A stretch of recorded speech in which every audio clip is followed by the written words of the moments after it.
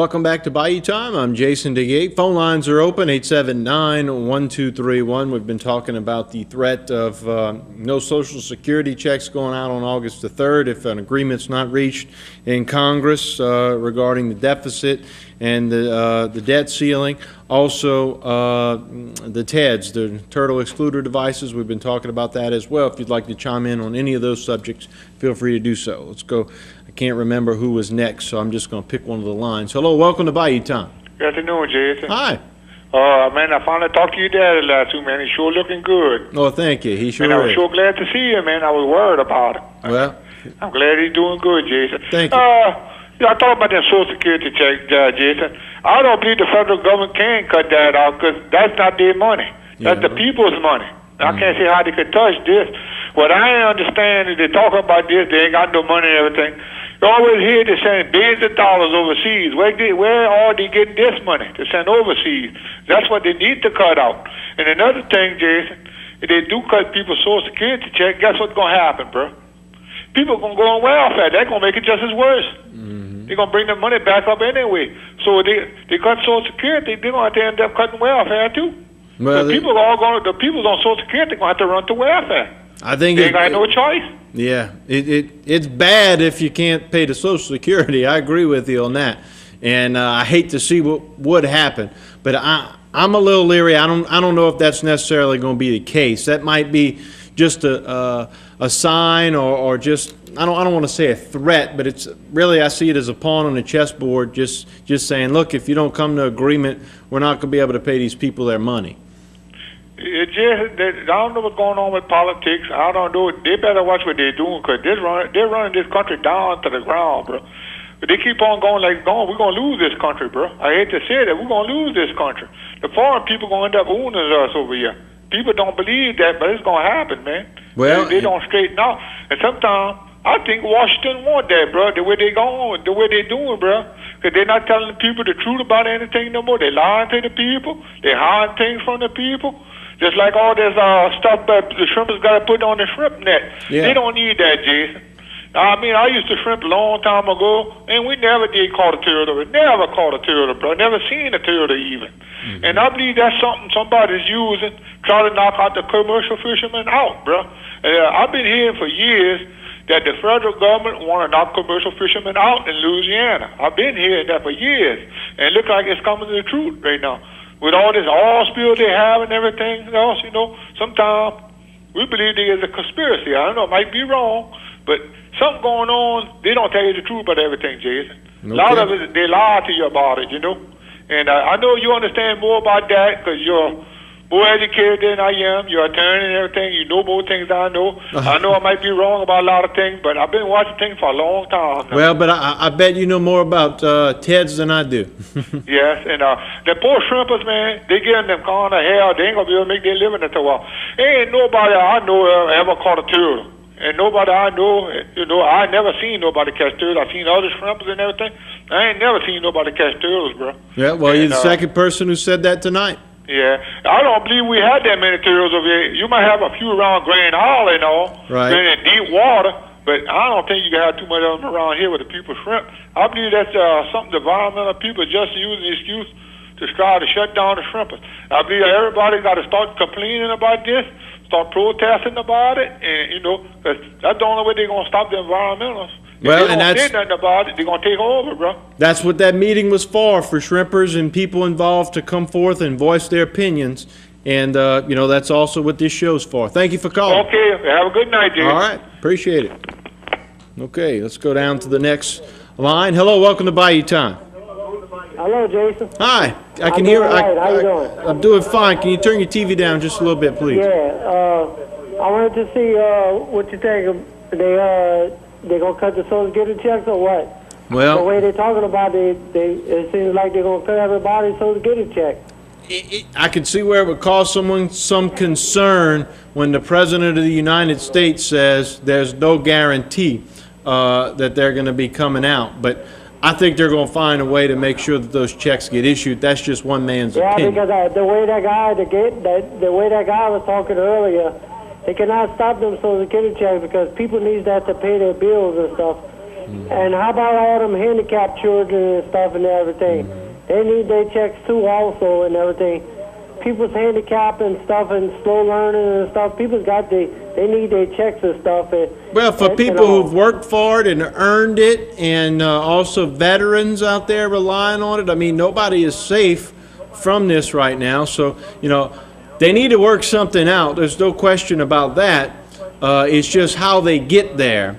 And I think this is just sort of a threat to say, look, if you don't come to terms with it and y'all don't reach an agreement, then we're going to point the finger at you saying, we had to do this because y'all didn't give on y'all side of the bargain. And another thing, if they ever do cut Social Security check, a lot of people ain't gonna be happy with them cutting Social Security, because if they wouldn't have Social Security, people wouldn't have no bills to pay. They would have trouble to pay their bills. They have trouble to get groceries. They have trouble to get anything, because that's what the people is living on these days. They need them checks to survive on. If they don't have them checks to survive on, I don't know what the people would do. Right. So let me ask you: do you think they're going to work something out, or do you think the president's going to have to make the decision as to what he pays and what he doesn't? I think they need to start working something out and let these people have their checks and have them so they can pay their bills and pay their rent and stuff what they got to pay and get groceries in their house, because people need some checks. If people wouldn't have some Social Security checks, they're going to be in serious trouble. Okay. Thank you for the call. Thank you. Bye-bye. All right. Hello. Welcome to Bayou Time. Thank you for holding. Yes, sir. I was calling about the Social Security. Yeah. I joined the military. I'm an honorary discharge from the military. I worked in the oil field, making about $100,000 a year. All right. And I never had an opportunity to say I wasn't going to pay.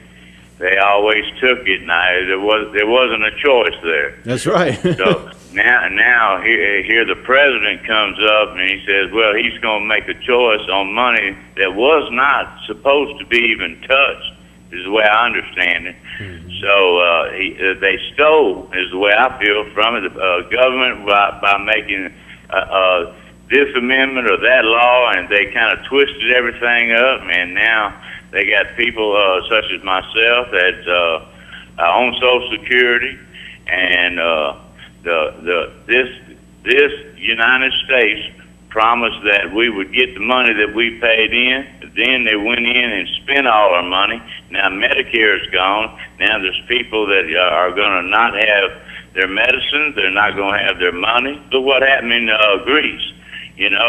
They had a big uprising over, just the unemployment being so high. Imagine what's going to happen here when we don't have nothing at all, and the president saying, well, we're just going to, try to show this party or that party. We're going to slap them on the hand at the expense of the American people. Right. So I just think that's totally wrong. I feel like we were misled and lied to about Social Security. It was supposed to be there, and now all of a sudden they're using it for a pawn or whatever in their little political game. But the bottom line, and I'll leave you at this, the bottom line is it belongs to the American people. Should have never been taken from the American people.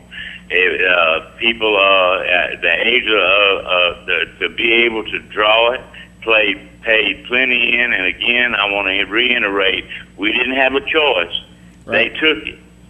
So now they're saying, okay, we took it, it's ours, now you may not get a check. That's an excellent point. Thank you very much for the call. Thank you for your time. All right. I appreciate the call, and it makes an excellent point there where, if you're paying into the system, you don't have a choice. And, maybe you think it's wrong for the president to say, well, I don't think there's any guarantee that those dollars will be paid, those checks will be issued. What's your thoughts on it? Or is he not to blame in this? Is somebody else to blame? Let's hear your opinion of it. Hello, welcome to Bayou Time. Thank you for calling. Good evening. Hi, good evening. I'm calling in regard to filing with Social Security. All right. I have filed with Social Security on the basis of lumbar scoliosis, thoracic scoliosis, dissection of the cervical, thoracic, and lumbar disc, which is a fracturing of the disc. I have filed on the basis of rheumatoid arthritis, a straightening of the lordotics, osteoporosis, osteoarthritis, and recently have injured my spine. This is a spinal injury that I sustained during a fall when I fell down a flight of stairs that I was descending. Okay. I filed on the basis of an orthopedic problem, and it is a degenerative, crippling disease that I suffer. I was diagnosed with spondylolisthesis, which is a crippling arthritis. My problem being, I filed and my disability has been tampered with. There have been records submitted that were inconsistent, incorrect. There have been records submitted of individuals that I was supposedly examined by, which I had never spoken to.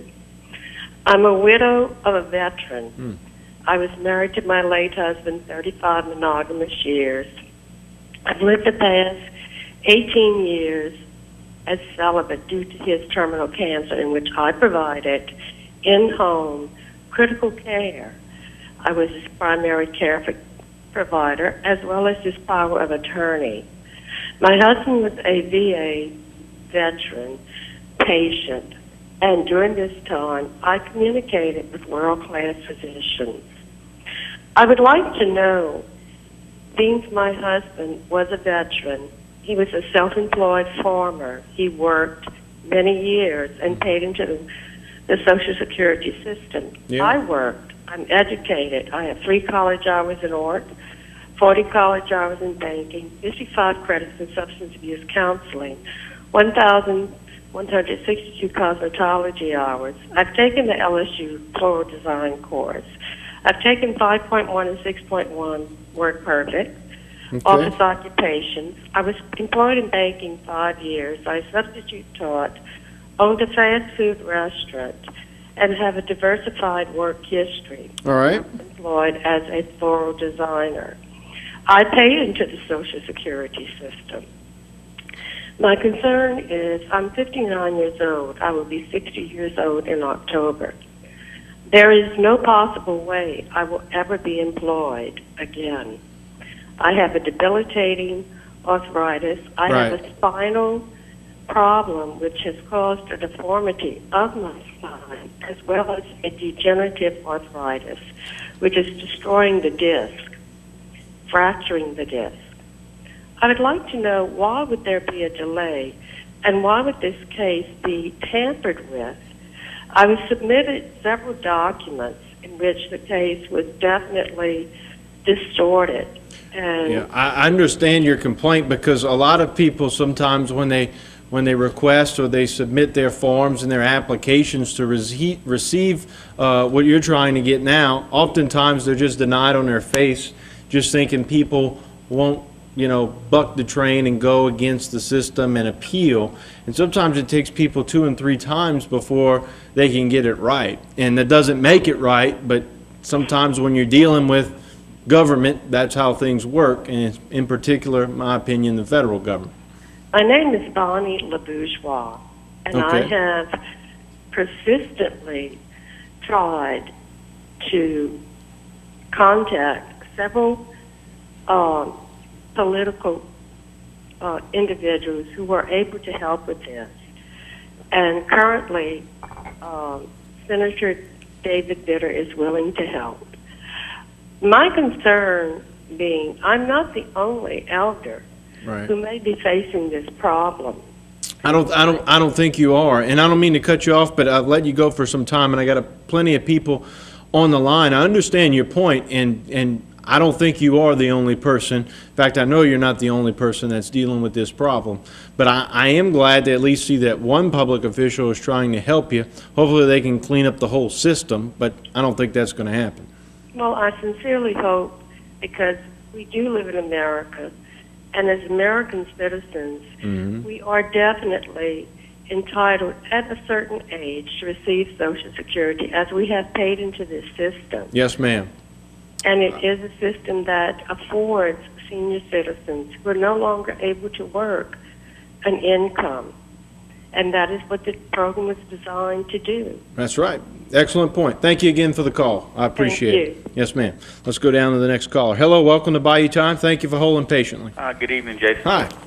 Yeah, for the last caller, Jason, it's standard practice for Social Security Administration's employees to turn people down the first time they go in, and they'll appeal it 2 or 3 times before they'll get to see a judge. Right. Once you go before the judge and the panel of judges, they'll normally approve you if you have a legitimate claim. Mm-hmm.